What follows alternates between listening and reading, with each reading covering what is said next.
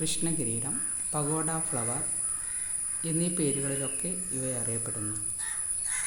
ഇതിൻ്റെ പൂക്കൾ ഏകദേശം 1.5 മീറ്ററോളം ഉയരത്തിൽ വളരുന്നതാണ് പൂക്കൾ മാത്രം. ഒരു കിരീട രൂപത്തിലാണ് ഇതുണ്ടായിരിക്കുക. ഇത് വിരിഞ്ഞു തുടങ്ങിയാൽ ഏകദേശം ഒരു 1-1.5 മാസത്തോളം ഇതിൻ്റെ പൂക്കൾ ഉണ്ടായിരിക്കും.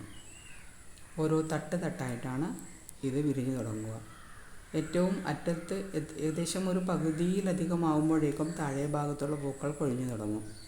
ഏറ്റവും മുകളിൽ എത്തുമ്പോഴേക്കും പകുതി ഭാഗം പൂക്കൾ താഴെ വീണിരിക്കും. ഇപ്രാവശ്യം മഴ നേരത്തെ ഉണ്ടായതുകൊണ്ട് ഈ ചെടി നേരത്തെ വളർന്ന് വലുതായിരുന്നു. പൂക്കളൊക്കെ വിരിഞ്ഞ് ഏകദേശം പകുതി വീണ് ഇരിക്കുന്ന അവസ്ഥയിലാണ് ഇപ്പോഴുള്ളത്. ചില ചെടികളിൽ ഇപ്പോൾ പൂക്കൾ വിരിഞ്ഞു തുടങ്ങിയതേ ഉള്ളൂ. എങ്ങനെയായാലും ഇനി ഓണത്തിന് ഏകദേശം 1-1.5 മാസത്തോളം ഉണ്ട്. ഈ 1.5 മാസം വരെ ഈ പൂക്കൾ ഉണ്ടാകുമോ അല്ല വീണ്ടും പൂക്കൾ അതിൽ മൊട്ടുണ്ടായി പൂ വിരിയുമോ എന്നും അറിയില്ല. അതായത് ഈ ചെടിയിൽ ഉണ്ടായിരുന്ന ഇപ്പോഴുള്ള പൂക്കൾ നമ്മൾ ഒടിച്ചു കളഞ്ഞാൽ വീണ്ടും അതിന് മുകളിലായിട്ട് ചെടി 2 ഭാഗത്തും കിളിർത്ത് വന്ന് കൂടുതൽ കുലകൾ വീണ്ടും ഉണ്ടാവും. അതാണ് ഈ ചെടിയുടെ ഒരു പ്രത്യേകത. കൂടുതലായിട്ടും ഈ മഴക്കാലത്തിന് ശേഷം ഒരോണം സെപ്റ്റംബർ ഒക്ടോബർ മാസം വരെയാണ് ഇതിനെ സാധാരണയായി കാണപ്പെടുന്നത്.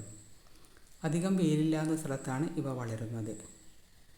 ഈ പൂക്കൾക്ക് ഔഷധ ഗുണമുണ്ടെന്ന് പറയപ്പെടുന്നു. മുറിവുകൾ ഉണങ്ങാൻ ഒരൗഷധമായിട്ട് അതിൽ അരച്ച് തേച്ച് കൊടുത്തു കഴിഞ്ഞാൽ പെട്ടെന്ന് മുറിവുകൾ ഉണങ്ങും എന്ന് ആയുർവേദത്തിൽ പറയപ്പെടുന്നു. ഇതിൻ്റെ ഇലയുടെ പ്രത്യേകത വളരെ വലുപ്പമുള്ള ഇലയാണ്. ഈ ഇല കൊട്ടിയെടുത്ത് നമ്മൾക്ക് ഓണത്തിന് പൂക്കളൊക്കെ പറിക്കാൻ പൂക്കുട ഉണ്ടാക്കാം. പൊതുവെ കാട് പിടിച്ചതുപോലെ വളരുന്ന ഒരു തരം ചെടിയാണിത്. ഇതിൻ്റെ പൂക്കളുടെ പ്രത്യേകത തന്നെയാണ് ഇതിൻ്റെ ഭംഗി.